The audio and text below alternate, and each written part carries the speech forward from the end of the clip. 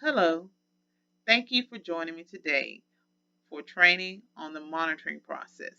I greatly appreciate your time and attention. Our agenda for today, what I will cover for you today is why am I asked or why are you asked to monitor your Workscope? What is the intent and purpose of monitoring? What are the elements of an effective monitoring process? And once I have done my monitoring, how did I document that the actual process took place?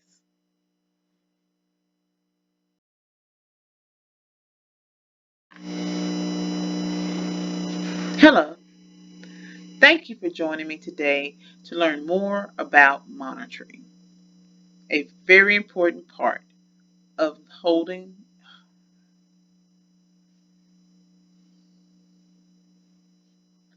Thank you. Hello, thank you for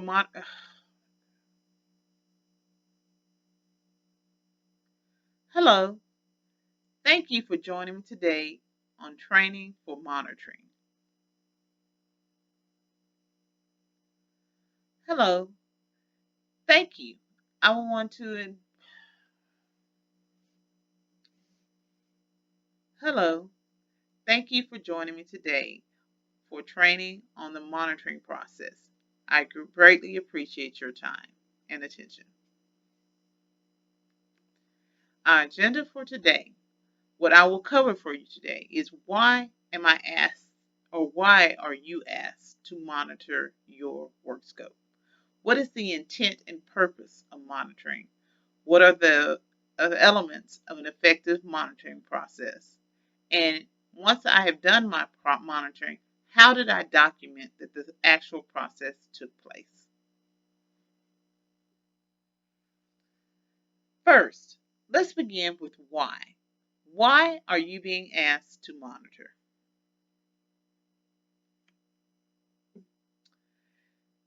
The law, Every Student Success Act, strongly advises states and districts to monitor the use of federal dollars in major programs to ensure activities and interventions are effective in increasing student achievement in the most vulnerable students. I think the most important thing that I want you to really hear me today is to understand what monitoring is. Monitoring is not necessarily just a collection of evidence of what has been done, but really actually is defined as a systematic examination of how effective what was actually done and the way it was done. Okay, let's cover briefly the intent and purpose of monitoring. Hopefully, the information gathered from the monitoring process will help you gauge how well your work scope is doing, where you can make judgments whether adjustments are necessary. Now, let's just look at the elements of a successful comprehensive needs assessment. You should plan your monitoring process. You should collect and organize data that will be used during the monitoring process. You interpret that information and make adjustments to your work scope and your activities if necessary.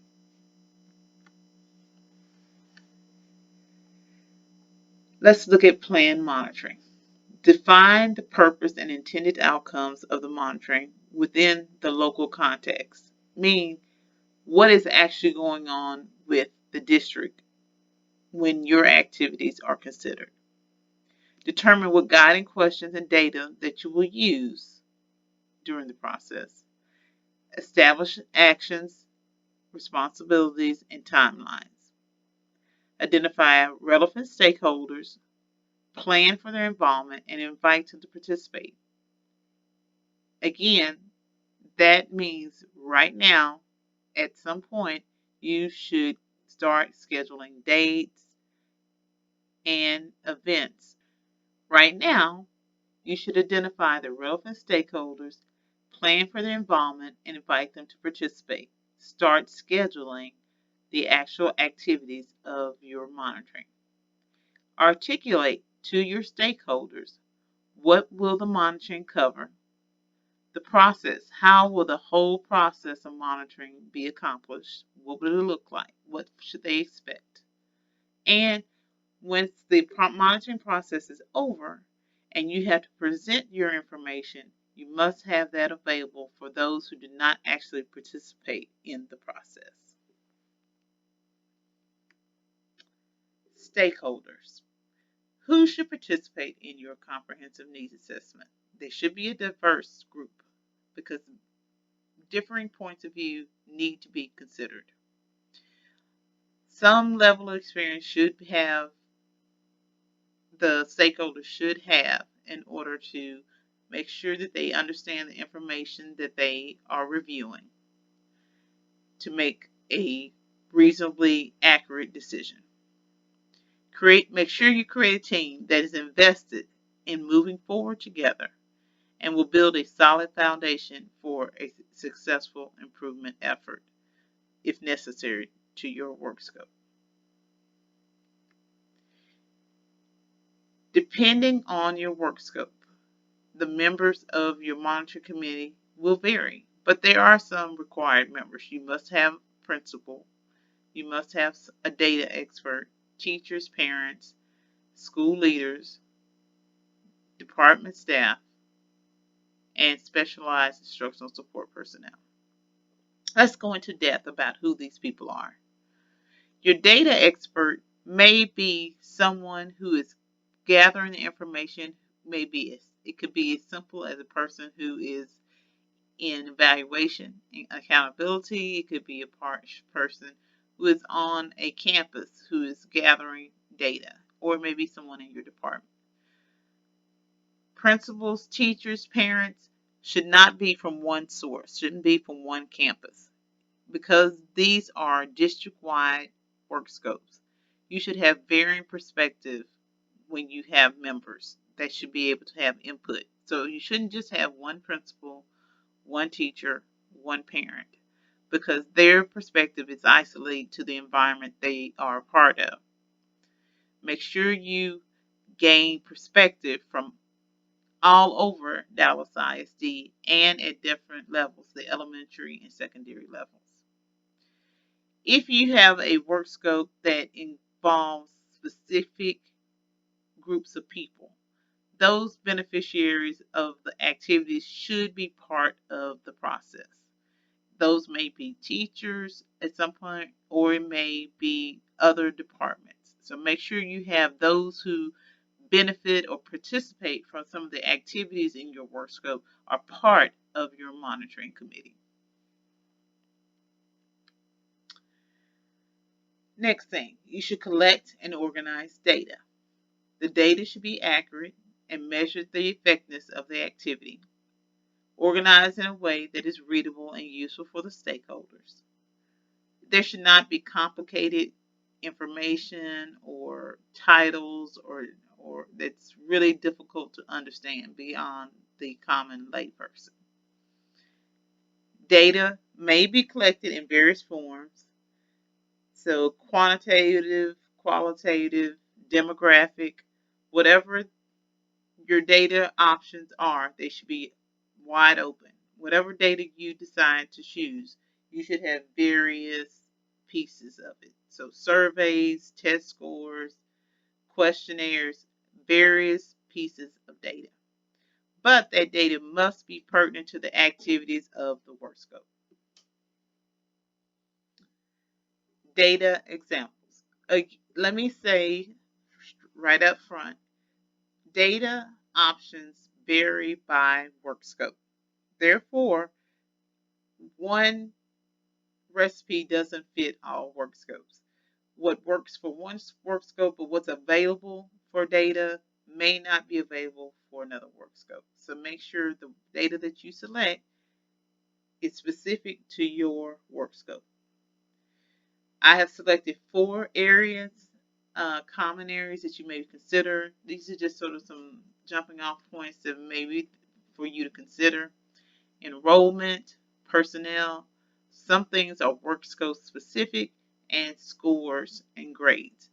Commonly, scores and grades are the first thing we look at, but there are a lot of other things, the first three, that may contribute to why scores and grades look the way they do. So make sure you look at those other ingredients that end up with the results of the scores and grades. So under enrollment, some examples would be some demographic data. Are the students SPED or are they English learners? Socioeconomic levels make a difference. Personnel. Who are you looking at?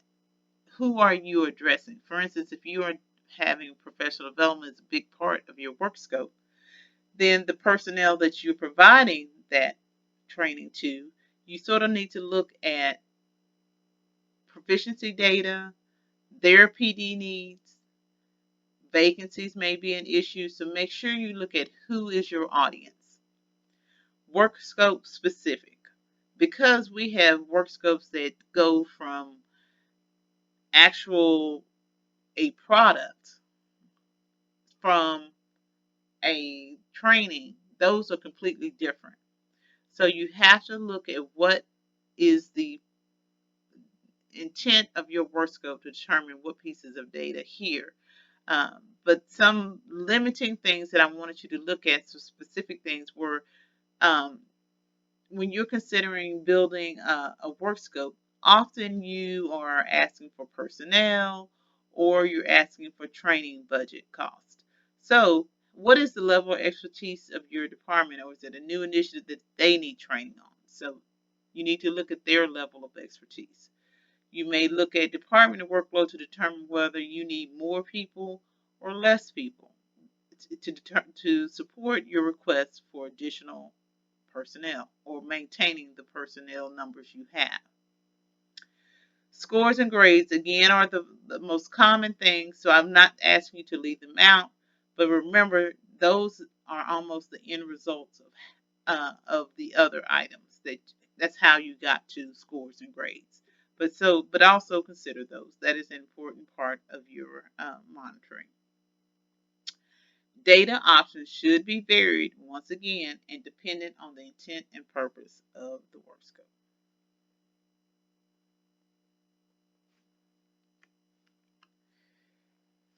Interpret the data. Ensure evaluation and measurement tools are accurate and sufficient. Stakeholders examine relevant data to create meaningful information. Multiple stakeholders ensure that data is interpreted with the local context. So, whatever data that you are reviewing during your monitoring process, make sure it is accurate and it is providing you sufficient enough data to make decisions.